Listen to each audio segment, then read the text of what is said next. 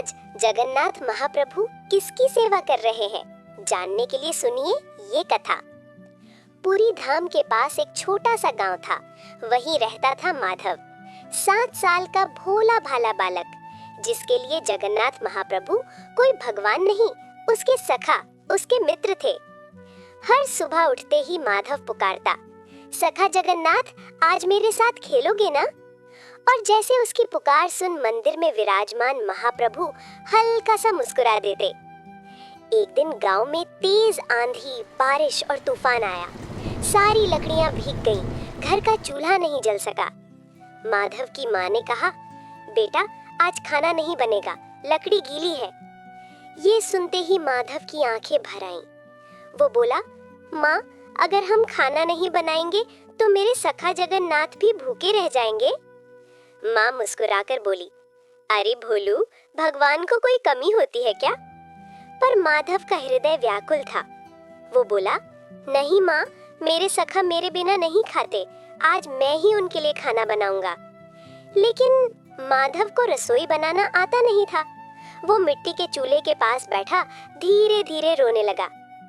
तभी एक दिव्य तेज के साथ एक साधु उसके सामने खड़े थे।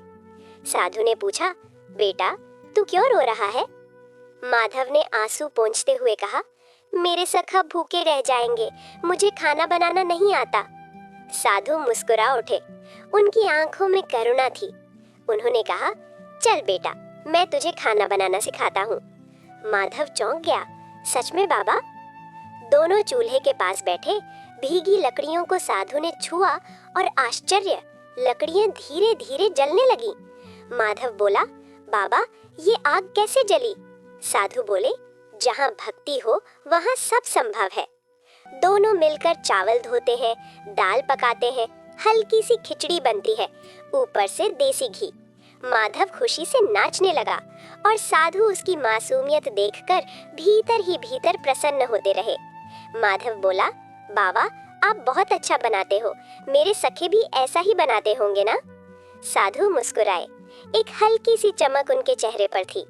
कुछ देर बाद खाना बनकर तैयार हो गया।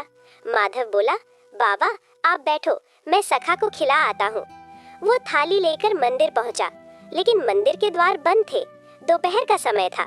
सेवायत ने कहा, अभी कोई प्रवेश नहीं। माधव ने कांपती आवाज में कहा, पर मेरा सखा भूखा है, मैंने उनके लिए बनाया है अपने हाथों से। पर उसे अंदर नहीं जाने दिया गया।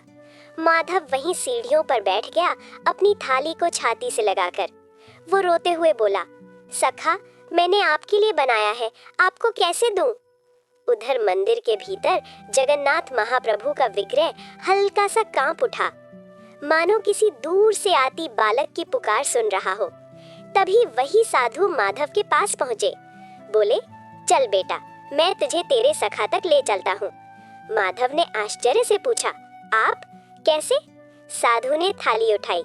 थाली में हल्की चमक फैल गई और अगले ही क्षण साधु का रूप बदलने लगा।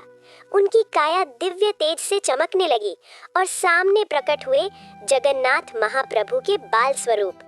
माधव स्तब्ध, आंखों में आंसू, हृदय प्रेम से भर उठा।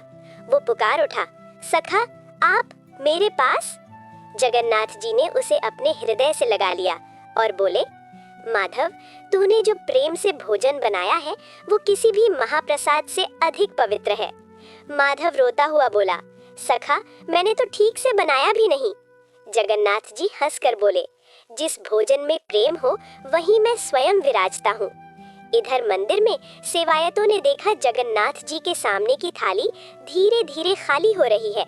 सब चकित, सब विस्मित।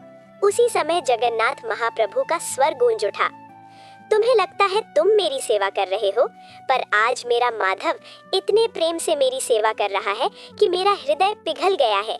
फिर जगन्नाथ जी ने माधव के सिर पर हाथ रखकर कहा, जब जब कोई भक्त मेरे लिए प्रेम से कुछ बनाएगा, मैं उसी रूप में उसके पास पहुंच जाऊंगा।